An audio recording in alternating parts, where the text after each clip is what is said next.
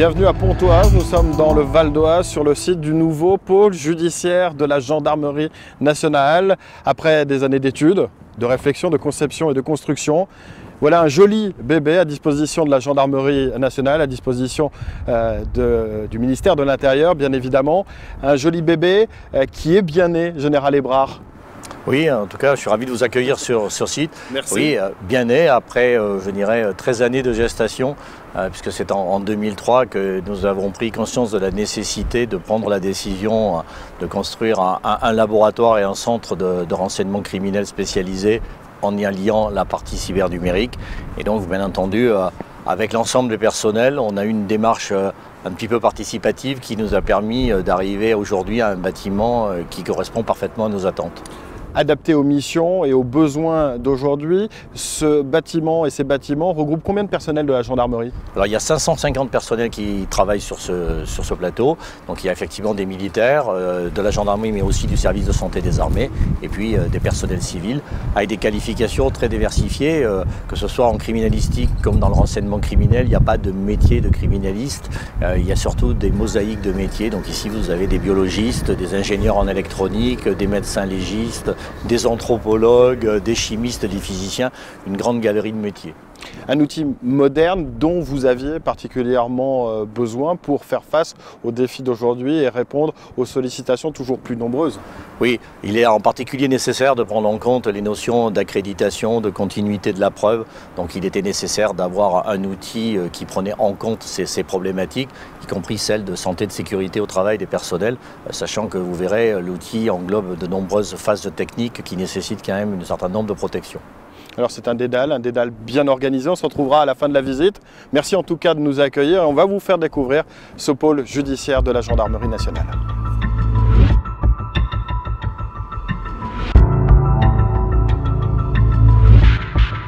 SCRC, 4 lettres pour Service Central de Renseignement Criminel. Qu'est-ce qui se cache derrière ce service central et derrière ces 4 lettres, colonel Baudouin? Eh bien, le service central de renseignement criminel est en fait l'échelon national de la chaîne de renseignement criminel de la gendarmerie nationale qu'elle a déployée dans les régions et dans les départements.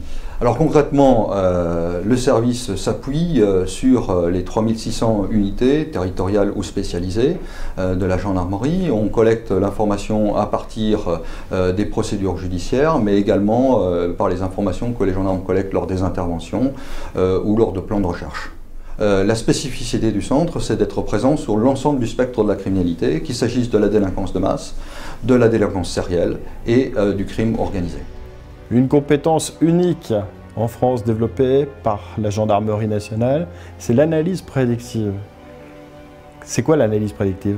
Alors, en quelques mots, en complément des techniques a posteriori illustrées notamment par les méthodes classiques d'investigation, illustrées par la police technique et scientifique, nous développons effectivement des analyses prédictives.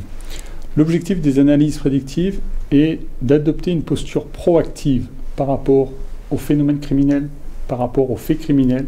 Ça veut dire qu'on n'est plus en réaction par rapport aux faits, mais en anticipation, avec la volonté de savoir où se passe le fait, la volonté de savoir quand il se passe. Alors, on a deux types de données. Des données qu'on appellera quantitatives, numériques, structurées, et des données plus qualitatives, du texte, qui remontent notamment des bases de données qu'on peut avoir au sein de l'institution et qui constituent les services d'information du renseignement criminel. À partir de ces données, on applique des méthodes mathématiques. Ces méthodes vont être analysées par nos personnels et interprétées par une compétence criminologique que nous avons aussi au sein du service, et judiciarisées le cas échéant, c'est-à-dire transformées pour être exploitées dans le cadre d'une enquête judiciaire par nos enquêteurs.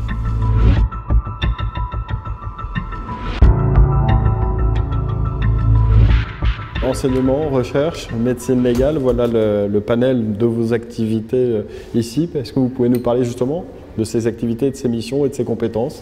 Jusqu'à présent, donc, nous assurions des activités de médecine légale essentiellement de manière foraine, c'est-à-dire en nous déplaçant à l'extérieur, notamment pour les catastrophes, mais également pour des missions outre-mer ou éventuellement en Corse pour certaines affaires. Et depuis que nous bénéficions effectivement d'un plateau médico-légal complet intégré dans le pôle judiciaire, ce qui est tout à fait exceptionnel puisque D'habitude, la criminalistique est assez séparée de la médecine légale. Ici, on a regroupé dans la même structure ces deux activités. Je pense que travailler de façon pluridisciplinaire, c'est tout à fait fondamental. Donc, on pourra assurer au quotidien, ici, une activité d'autopsie, d'examen des corps, en plus des missions traditionnelles. Et autour de la médecine légale, donc, il y a différentes disciplines qui interviennent. Et je bénéficie d'un plateau technique qui est situé juste derrière, donc en anthropologie médico-légale, parce qu'on peut aussi recevoir des squelettes ou des corps qui sont dans différents états, malheureusement. Et il y a des problématiques notamment d'identification, mais aussi de recherche des causes du décès. Et puis, activité très importante aussi pour nous, c'est l'odontologie, donc l'examen dentaire, puisque sur les corps, c'est bien souvent quelque chose qui résiste et qui nous aide en matière d'identification. Et puis, véritablement, la médecine légale a beaucoup évolué, puisque dans la pièce attenante, nous bénéficions d'un scanner corps entier. La confrontation avec d'autres disciplines, qui est permanente ici, et maintenant avec ce nouveau plateau vraiment de grande dimension, je pense que ça ouvre encore d'autres perspectives. On travaille en permanence avec une vision pluridisciplinaire. On trouve quelque chose et on a toujours dans l'idée, est-ce que ça ne va pas intéresser d'autres départements? Est-ce qu'il n'y a pas matière à faire travailler les autres à côté de nous?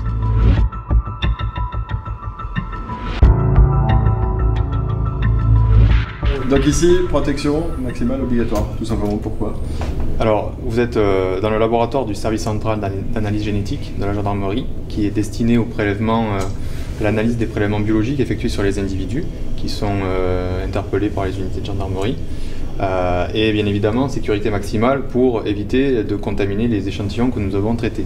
Donc vous pouvez constater que le laboratoire il est pressurisé par rapport à l'atmosphère ambiante, tout simplement pour éviter toute pollution d'ADN qui rentrerait de manière inopportune dans la pièce d'analyse. Et vous remarquerez également que les techniciens sont vêtus d'équipements de protection individuelle qui permettent de se prémunir également, qui polluent eux-mêmes les échantillons en cours d'analyse.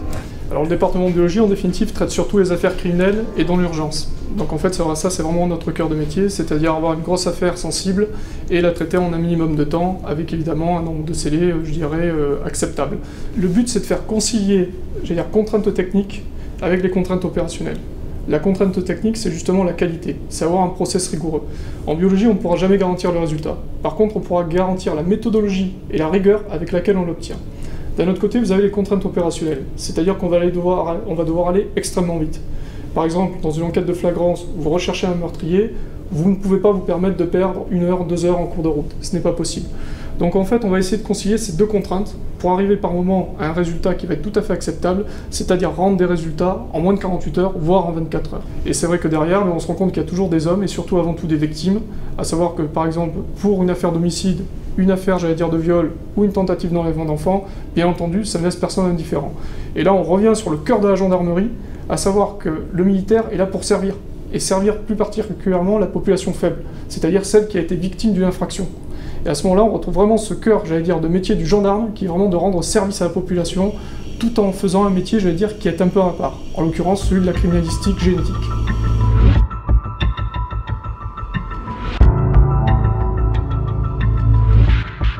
Donc maintenant, je serais tenté de dire qu'à la base des investigations judiciaires ou de la police judiciaire, il y a l'empreinte digitale et c'est toujours d'actualité, même si les techniques ont véritablement évolué.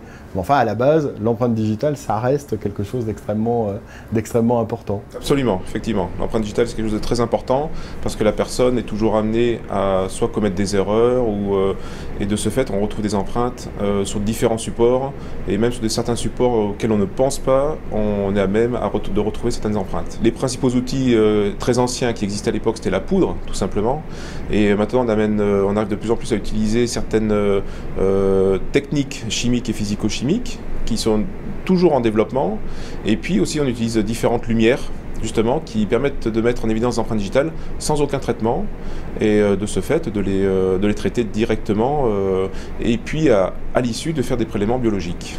Chaque support étant particulier, dès qu'un support est amené à arriver à l'Institut, on se réunit toujours entre chaque département pour définir qu'est-ce qu'on doit faire comme traitement et où le faire exactement. De ce fait, là, on travaille en corrélation et surtout dans des locaux qui sont appropriés à cela, Puisque c'est nous qui avons pensé les locaux, Hein, on avait fait les plans en fonction de la façon dont on voulait travailler, dont on voulait bouger à l'intérieur du bâtiment, séparer les différents supports à traiter et autres. Donc de ce fait, effectivement, on travaille dans des conditions tout à fait particulières et intéressantes de ce côté-là. Donc on est aussi bien content de travailler dans cette configuration de bâtiment.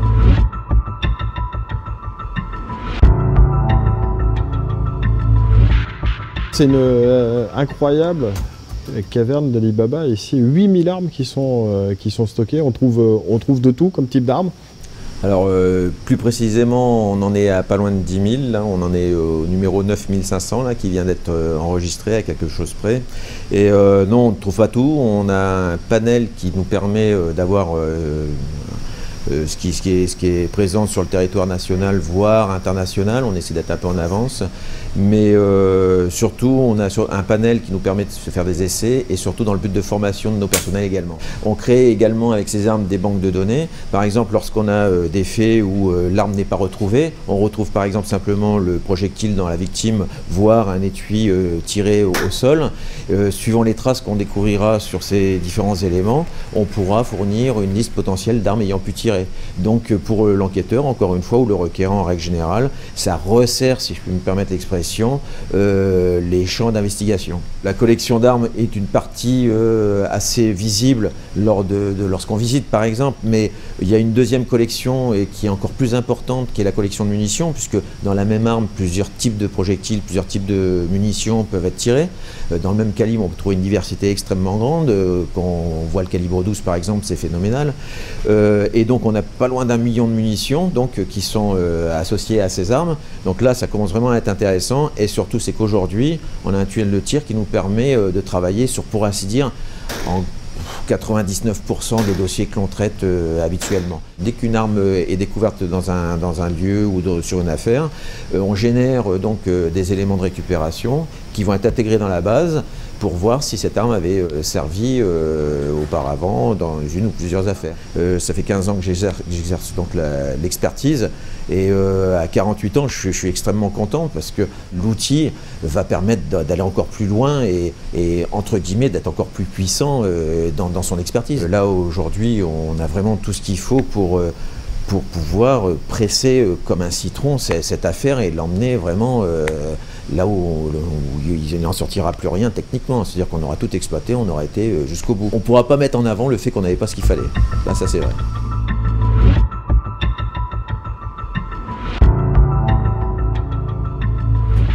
Nous sommes au sein du département véhicule. Alors ici dans ce garage, pas de changement de plaquettes ni de vidange, mais un département qui travaille exclusivement sur les véhicules, mais c'est très large, mon commandant. Oui, tout à fait, puisqu'on va toucher aussi bien à la mécanique automobile qu'à l'électronique, qu'au système de polymères qui vont permettre de fabriquer un véhicule. Donc on a un domaine très étendu. Oui. Et en fait, on va retrouver le véhicule dans beaucoup d'affaires différentes, puisque le véhicule peut être une arme par destination. On peut très bien imaginer d'aller tuer quelqu'un en utilisant son véhicule. Ça peut être aussi un outil de transport, on peut transporter de la drogue, on peut transporter des armes. Ça peut être aussi un outil économique, puisqu'on peut le revendre après l'avoir volé, revendre les pièces. Donc effectivement, on va retrouver le véhicule dans énormément d'affaires. Alors le département est divisé en 3 unités d'expertise. Une unité d'expertise d'identification chimique, identification mécanique et une unité d'expertise accidentologie. Toutefois, dans beaucoup d'affaires, en fait, on a une transversalité de ces 3 unités pour résoudre l'affaire. Le cœur de métier du département véhicule, c'est les bases de données. Donc des bases de données soit existantes, les bases constructeurs, soit des bases de données que l'on va développer nous-mêmes en interne. Donc des bases de données de peinture, des bases de données d'optique, à partir des numéros, etc. Donc effectivement, sur un accident avec des lits de fuite, on va pouvoir retrouver par exemple des débris d'optique, des éclats de peinture, et à partir de là, on va essayer de retrouver la marque et le type de véhicule mis en cause. Le principal intérêt de ce nouvel outil, si vous voulez, c'est qu'on a le département véhicule qui est réuni sur une seule entité physique. Donc par exemple, si je dois examiner un véhicule dans le but de rechercher des traces de peinture pour ensuite les analyser avec des techniques analytiques chimiques, je n'ai plus besoin de me déplacer sur un vaste domaine, j'ai tout au même endroit, donc je limite les risques de perte, beaucoup plus d'efficacité au final. Et si vous prenez un véhicule par exemple, vous avez toute la partie électronique, donc là nous allons pouvoir travailler avec nos camarades du département informatique électronique qui vont nous amener leur expertise pour aller exploiter par exemple les calculateurs.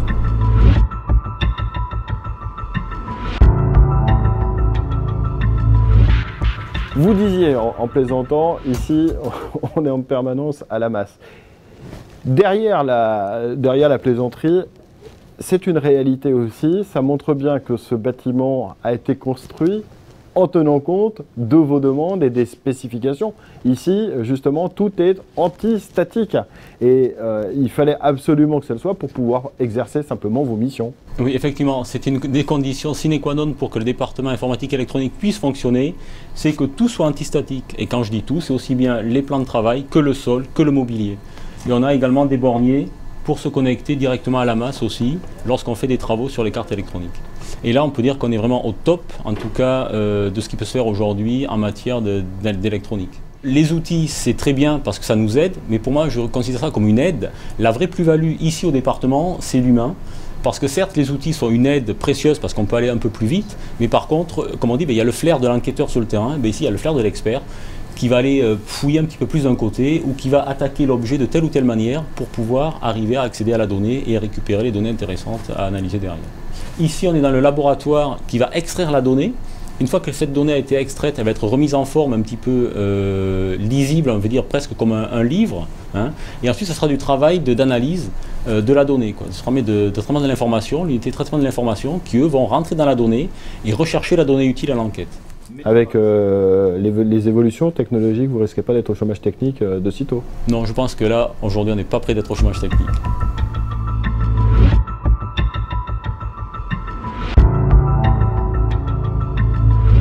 Signal, image, parole, écoutez, ça représente toutes les activités qui ont trait au traitement du signal.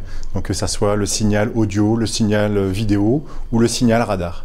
Le travail sur le terrain donc, qui est représenté par les activités de modélisation en 3 dimensions de scènes de crime ou de scènes d'accident, mais aussi de sondage radar. C'est tout l'intérêt de la modélisation en 3 dimensions, c'est de pouvoir travailler de manière virtuelle sur ordinateur sur la scène de crime qui a été modélisée en 3 dimensions. L'ensemble du bâtiment nous permet de travailler dans des conditions optimales, que ce soit pour les techniciens, les experts du département qui ont des conditions idéales pour travailler dans leur domaine d'expertise, mais également pour recevoir les enquêteurs.